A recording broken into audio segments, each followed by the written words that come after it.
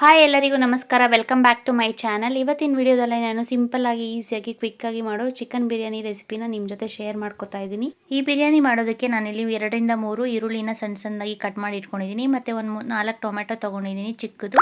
ಅದನ್ನು ಈ ರೀತಿ ಸಣ್ಣದಾಗಿ ಹೆಚ್ಚಿ ಕಟ್ ಮಾಡಿ ಇಟ್ಕೊಂಡಿದ್ದೀನಿ. ಮತ್ತು ಮಿಕ್ಸಿ ಜಾರ್ ತೊಗೊಂಡು ಇದಕ್ಕೆ ನಾನು 1 ಹಿಡಿಯಷ್ಟು ಬೆಳ್ಳುಳ್ಳಿ ಹಾಕೋತಾ ಇದ್ದೀನಿ. ಮತ್ತು 1-2 ಇಂಚಷ್ಟು ಶುಂಠಿ ಹಾಕ್ಕೊಂಡಿದ್ದೀನಿ.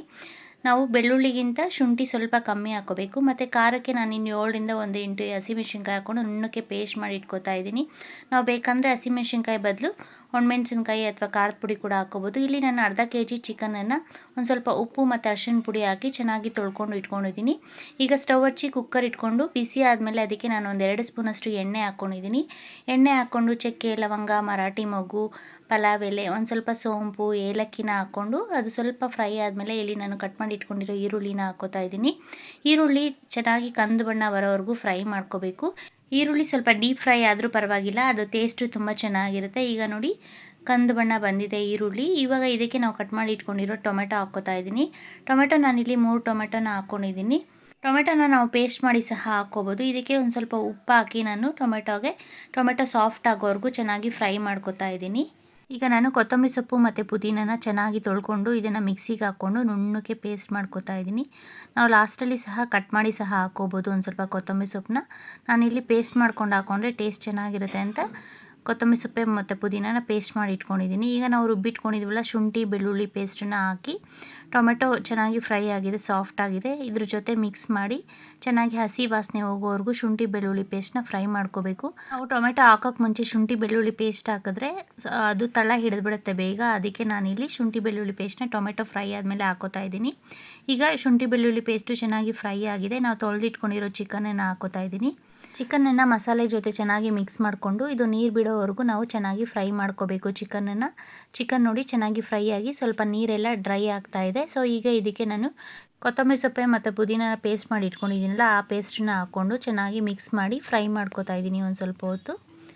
ಈಗ ನೋಡಿ ಚಿಕನ್ ಚೆನ್ನಾಗಿ ಫ್ರೈ ಆಗಿದೆ. ಇದಕ್ಕೆ ಒಂದು ಸ್ವಲ್ಪ ಅರಿಶಿನ ಪುಡಿ ಹಾಕ್ಕೋತಾ ಇದ್ದೀನಿ. ಅರಿಶಿನ ಪುಡಿ ಹಾಕೋದ್ರಿಂದ ಆರೋಗ್ಯಕ್ಕೆ ತುಂಬ ಒಳ್ಳೆಯದು ಮತ್ತು ಕಲರ್ಸು ಸಹ ಚೆನ್ನಾಗಿ ಬರುತ್ತೆ.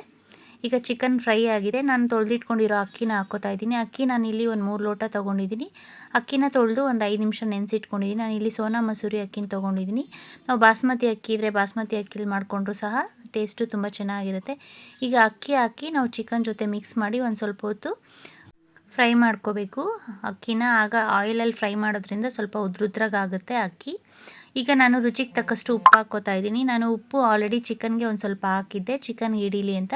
ಸೊ ಈಗ ನೋಡಿಕೊಂಡು ನಾವು ಅಕ್ಕಿಗೆ ಎಷ್ಟು ಬೇಕೋ ಅಷ್ಟು ಉಪ್ಪು ಹಾಕ್ಕೊಂಡು ಇಲ್ಲಿ ನಾನು 3 ಲೋಟ ಅಕ್ಕಿ ತೊಗೊಂಡಿರೋದ್ರಿಂದ 6 ಲೋಟ ಆಗೋಷ್ಟು ನೀರು ಹಾಕ್ಕೋತಾ ಇದ್ದೀನಿ. ನಾವಿಲ್ಲಿ ನೀರು ಕಾಯಿಸಿ ಹಾಕ್ಕೊಂಡ್ರೆ ಬೇಗ ಆಗುತ್ತೆ. ನಾನಿಲ್ಲಿ ಮಾಮೂಲಿ ತಣ್ಣೀರೇ ಹಾಕ್ಕೋತಾ ಇದ್ದೀನಿ. ನೀರು ಹಾಕಾದ್ಮೇಲೆ ಚೆನ್ನಾಗಿ ಮಿಕ್ಸ್ ಮಾಡ್ಕೋಬೇಕು. ಇದಕ್ಕೆ ನಾನು ಯಾವುದೇ ರೀತಿ ಗರಂ ಮಸಾಲ, ಧನಿಯಾ ಪುಡಿ ಏನೂ ಹಾಕ್ಕೋತಾ ಇಲ್ಲ. ಹಾಗೆ ಸಿಂಪಲ್ಲಾಗಿ ಕ್ವಿಕ್ಕಾಗಿ ಆಗುತ್ತೆ ಮತ್ತು ಟೇಸ್ಟು ಸಹ ತುಂಬ ಚೆನ್ನಾಗಿರುತ್ತೆ. ಸೊ ಈಗ ನಾನು ಮಿಕ್ಸಿ ಜಾರ್ ತೊಗೊಂಡು ಇದಕ್ಕೆ ಸ್ವಲ್ಪ ಚಕ್ಕೆ, ಲವಂಗ, ಏಲಕ್ಕಿ ಮತ್ತು ಅನಾನಸ್ ಹೂವನ್ನು ಹಾಕಿ ನುಣ್ಣಕ್ಕೆ ಪೌಡ್ರ್ ಮಾಡ್ಕೋತಾ ಇದ್ದೀನಿ. ಈ ಪೌಡರ್ನ ನಾವು ಬಿರಿಯಾನಿಗೆ ಹಾಕ್ಕೋತಾ ಇದ್ದೀನಿ. 1 ಸ್ಪೂನಷ್ಟು ಪೌಡರ್ನ ನಾನು ಇಲ್ಲಿ ಹಾಕ್ಕೋತಾ ಇದ್ದೀನಿ. ನಾವು ಕ್ವಾಂಟಿಟಿ ನೋಡಿಕೊಂಡು ಬೇಕಾದ್ರೆ ಪೌಡರ್ ಜಾಸ್ತಿ ಮಾಡ್ಕೋಬೋದು, ಇಲ್ಲ ಕಮ್ಮಿನೂ ಮಾಡ್ಕೋಬೋದು. ಈಗ ನಾನು 1 ಸ್ಪೂನ್ ಪೌಡರ್ ಹಾಕಾದ್ಮೇಲೆ ಚೆನ್ನಾಗಿ ಮಿಕ್ಸ್ ಮಾಡಿ ಈಗ ಇದು ಕುದಿಯೋಕ್ಕೆ ಸ್ಟಾರ್ಟ್ ಆಗಿದೆ. ಇದಕ್ಕೆ ಲಾಸ್ಟಲ್ಲಿ ನಾನು ಕೊತ್ತಂಬರಿ ಸೊಪ್ಪು ಮತ್ತು ಪುದೀನನ ಕಟ್ ಮಾಡಿ ಹಾಕ್ಕೋತಾ ಇದ್ದೀನಿ. ಕೊತ್ತಂಬರಿ ಸೊಪ್ಪು ಮತ್ತು ಪುದೀನ ಹಾಕಿದ್ಮೇಲೆ ಆಲ್ರೆಡಿ ನೋಡಿ ಕುದಿಯೋಕ್ಕೆ ಸ್ಟಾರ್ಟ್ ಆಗಿದೆ ಬಿರಿಯಾನಿ.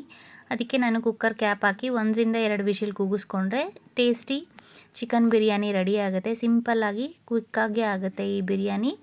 ಈಗ ಬಿರಿಯಾನಿ ರೆಡಿಯಾಗಿದೆ. ಲಾಸ್ಟಲ್ಲಿ ನಮಗೆ ಬೇಕಾದ್ರೆ ಒಂದು ಸ್ವಲ್ಪ ನಿಂಬೆಹಣ್ಣು ರಸ ಹಾಕ್ಕೋಬೋದು ಮತ್ತು ತುಪ್ಪ ಹಾಕಿ ಚೆನ್ನಾಗಿ ಬಿರಿಯಾನಿನ ಮಿಕ್ಸ್ ಮಾಡಿಕೊಂಡ್ರೆ ಬಿರಿಯಾನಿ ಊಟಕ್ಕೆ ರೆಡಿಯಾಗಿದೆ.